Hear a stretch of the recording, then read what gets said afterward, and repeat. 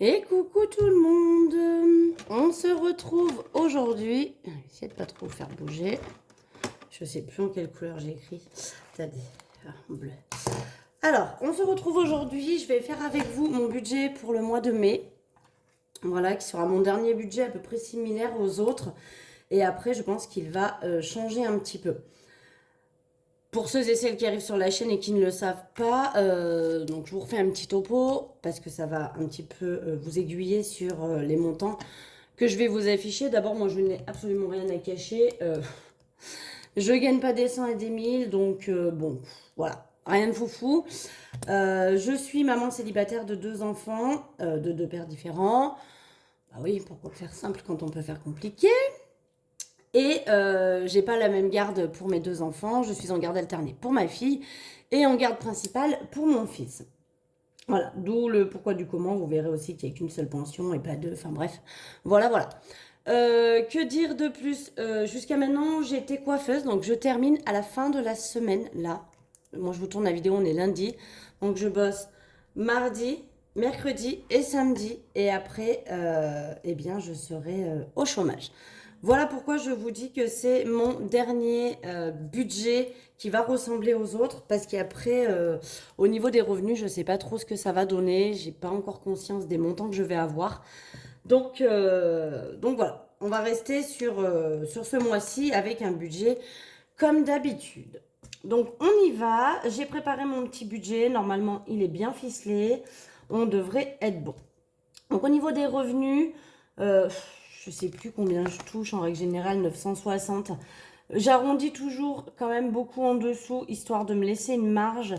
Et je préfère parce que j'ai toujours des dépenses évidemment imprévues et j'aime bien faire mes revenus un peu à la baisse pour être sûre de ne pas me retrouver en manque. Donc du coup, je pars sur un revenu à 930 euros. Effectivement, c'est pas beaucoup, mais je suis à 25 heures. Donc voilà pourquoi. Et je suis à 25 heures et puis en coiffure, à savoir que malheureusement, on n'est pas payé des 100 et des 1000. Je me suis fait un petit cappuccino, je vais boire une petite gorgée. Ouais, j'ai mis une paille, je bois pas la paille, hein, j'avais plus de petites cuillères, elles sont toutes au lave-vaisselle. Donc il fallait bien que je touille. J'ai touillé avec une paille. Ça marche, hein? Bref. Donc voilà, j'arrondis toujours en dessous. Au niveau de la cave, je pars sur 500 euros parce que je touche un peu plus aussi, mais je préfère mettre des montants un peu comme ça. Au niveau de mon reste en banque, alors j'ai fait ça le mois dernier. J'avais estimé, je sais plus, 50 euros, je crois. 50 euros. Et tout ce qui me restait en plus sur mon compte en banque, je l'ai passé sur un livret. Et j'ai décidé de faire ça à chaque fois. Je vais me prévoir un montant que j'estime qui va me rester en banque, donc ça me fera comme un petit revenu, on va dire. Et tout ce qui dépassera de ce revenu au début du mois, eh bien, je le mettrai sur un livret. Et du coup, ça me fera une petite économie en même temps. Donc là, pour ce mois-ci, j'ai prévu 70 euros de reste en banque. Je pense qu'il y aura un petit peu plus, pas des 100 et des 1000 de plus malheureusement, mais il y aura un petit peu plus. On sera aux alentours d'une centaine d'euros, je pense. Et du coup, ben, le plus des 70 euros, je le basculerai début du mois sur mon livret. Comme ça augmentera petit à petit ce livret et ça me permettra d'avoir une sorte d'épargne, un petit peu de secours aussi, qui continuera à augmenter. Au niveau des gains, je pars sur 70 euros également. C'est le minimum pour lequel on est payé au niveau de YouTube. Donc je pars sur ça. Il y a des fois c'est plus, il y a des fois c'est moins. Donc voilà. Enfin c'est moins. Non, c'est rarement moins parce que 70 c'est le minimum. Sinon après on n'est pas payé par YouTube. Il faut faire au moins 70 euros. Donc en général je les atteins et c'est grâce à vous. Donc un grand merci à vous de me suivre. Toujours aussi je ne sais plus comment on dit, hein, de me suivre autant, hein, voilà, on va dire comme ça, parce que j'ai perdu mes mots. Mais voilà, donc un grand merci à vous. Et on termine au niveau des revenus avec la pension alimentaire de mon fils, puisque ma fille, comme je l'ai en garde alternée, je n'ai pas de pension alimentaire, qui est de 200 euros. Ce qui me fait un revenu pour ce mois-ci de 1770 euros. Voilà, on part sur cette base.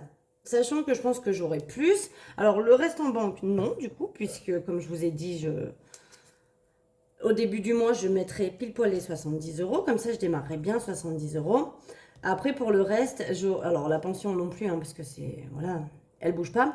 Mais en ce qui concerne mon salaire et ma CAF, je pense que j'aurai un peu plus. Et en gains, alors dans les gains, qu'est-ce qui compte? Il compte mes remboursements de sécurité sociale, de mutuelle. Il compte les remboursements du père de ma fille, puisque autant pour mon fils, il n'y a pas, parce qu'en fait, comme il me verse une pension alimentaire, je prends à ma charge tous les frais médicaux, etc. S'il y a des dépassements, bah, c'est à ma charge. Mais pour ma fille, du coup, comme il n'y a pas de pension alimentaire, on divise tout en deux, que ce soit la cantine, que ce soit, à part les vêtements, évidemment, chacun achète son lot de vêtements pour chez lui, quoi. Mais pour le reste, on divise tout. Donc, des fois, il me fait des remboursements. Le mois dernier, c'est ce qui s'est passé avec l'orthodontiste. Il m'a remboursé sa part.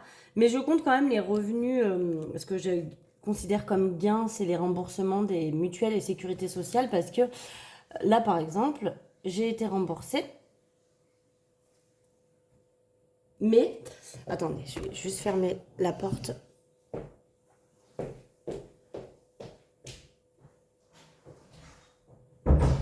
Donc je vous disais, j'ai été remboursée de l'orthodontie, mais ils m'ont pas encore prélevé l'argent. Moi, je pense que ça va pas tarder, hein.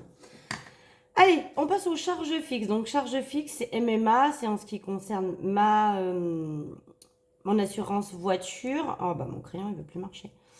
Il faut que j'enlève le bouchon à chaque fois, je me fais avoir.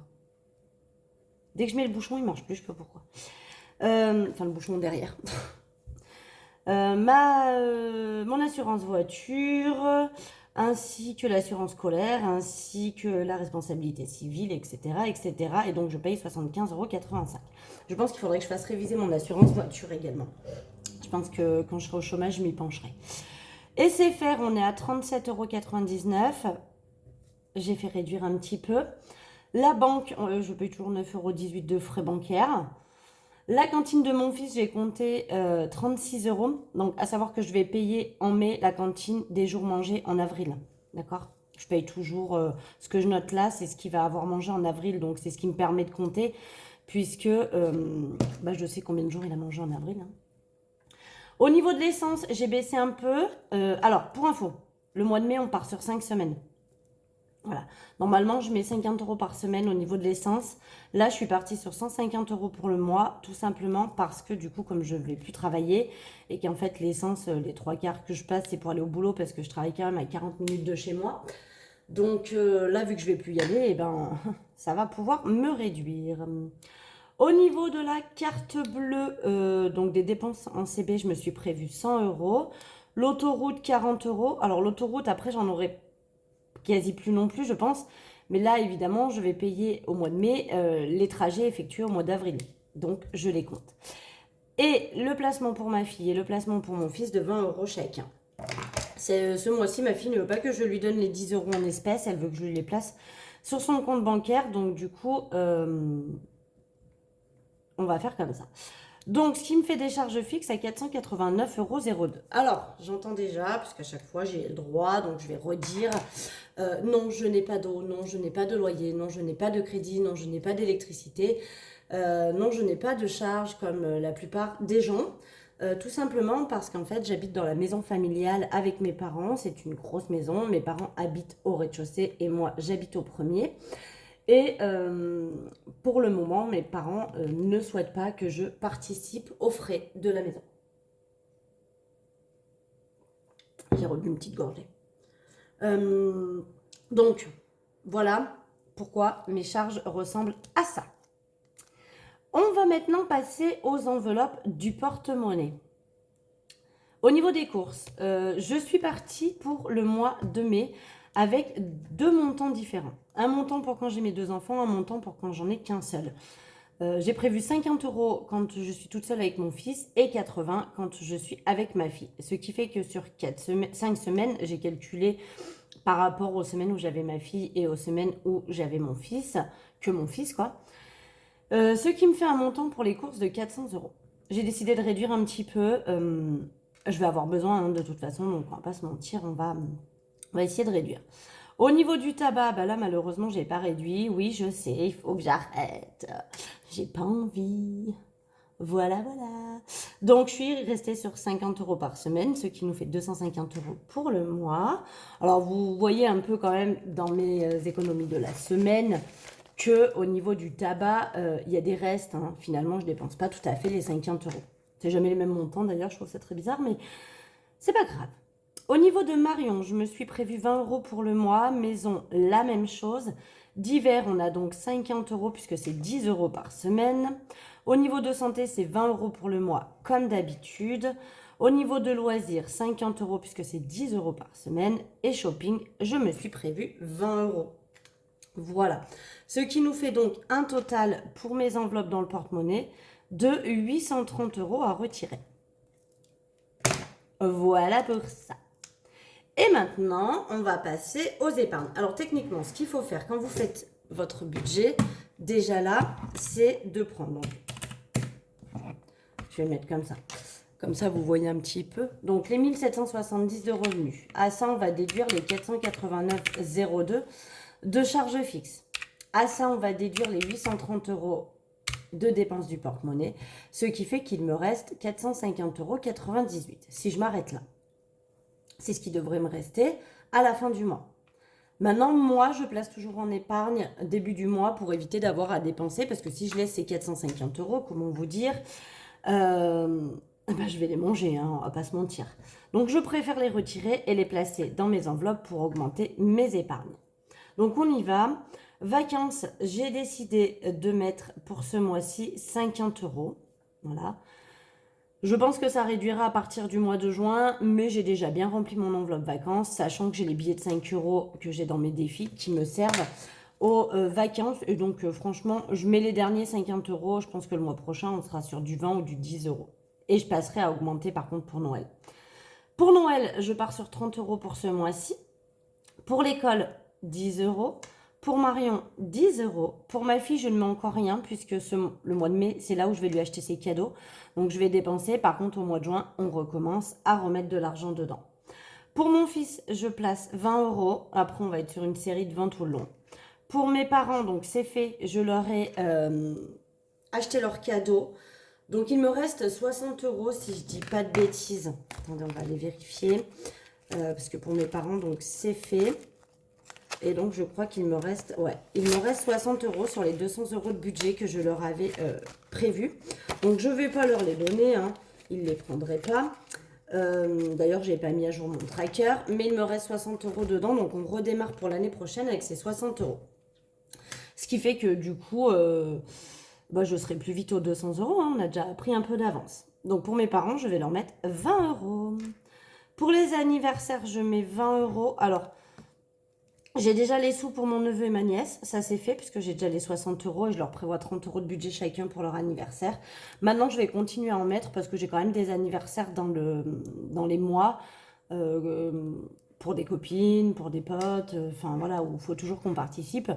Donc du coup je place encore 20 euros dedans et puis je pense que je placerai 20 ou 10 euros tous les mois pour que quand arrive le moment d'avoir besoin de dépenser pour des cadeaux, je ne sois pas en manque d'argent. Mais en tout cas, ce qui est sûr, c'est que de base, cette enveloppe, elle a été faite pour mon neveu et ma nièce. Et pour le moment, il y a leurs sous dedans.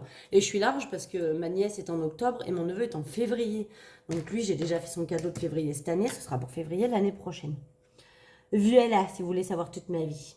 Pour shopping, je rajoute encore une fois 20 euros. Après, je l'ai dit, je ne rajouterai plus, ou peut-être que 10, je verrai. Parce que je compterai sur cet argent-là que je n'aurai pas dépensé, que je rajoute cet argent-là, vous savez, à la fin du mois. Que ce soit celui-ci ou santé, les deux là.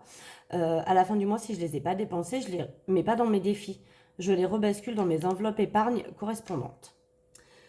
Beauté, on attaque, puisque c'est une nouvelle enveloppe que j'ai faite, vu que maintenant, il va falloir quand même que je fasse mes couleurs et mes ongles à voir.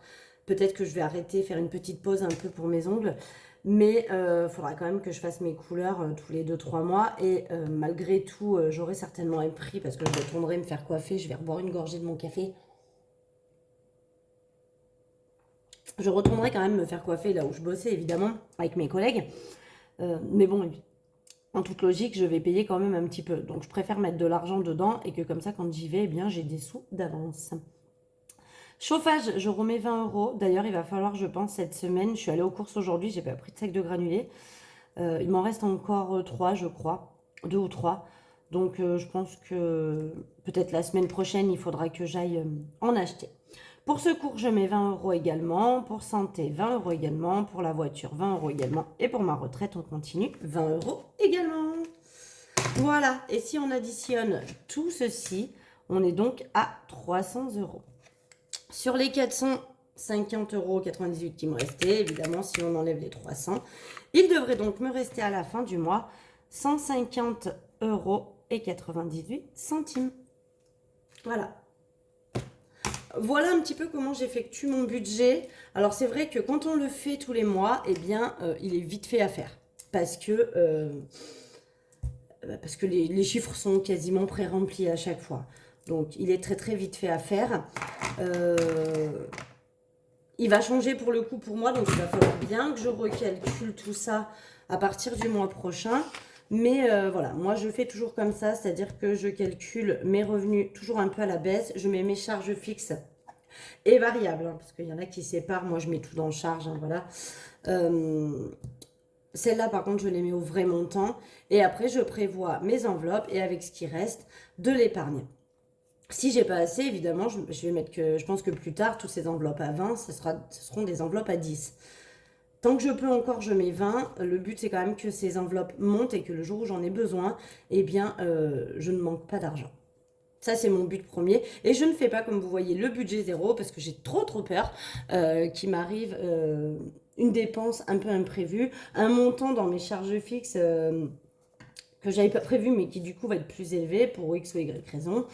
Donc, du coup, voilà, je préfère toujours faire un budget où il me reste à peu près une centaine d'euros à la fin, si mes calculs sont bons, plutôt que de prévoir un budget zéro et de me retrouver un petit peu dans le caca, on va dire. Surtout que si vous me suivez un peu, cette dépense-là, cette charge-là de CB, dépense par carte bleue, est toujours un petit peu débordante. Voilà.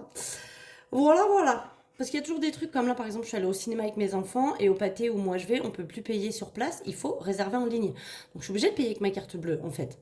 Et loisir, par exemple, l'argent dans le loisir qui aurait pu me servir à payer, eh ben je peux pas. Donc voilà, c'est des dépenses un peu comme ça qui arrivent. Voilà. Bon, bah écoutez, hein, on va pas tergiverser 150 ans. Le budget est fait, vous savez tout. Maintenant, eh bien, moi, je vais vous laisser. Je vais aller certainement boire un petit café avec ma maman pendant que je vous publie cette vidéo et qu'elle télécharge. Et puis, bah, en attendant, bah, je vous fais des gros bisous. J'espère que vous avez passé un excellent week-end. Et on se retrouve vendredi pour faire le bilan de la dernière semaine du mois d'avril et du mois d'avril tout court. Allez, je vous embrasse. Bisous.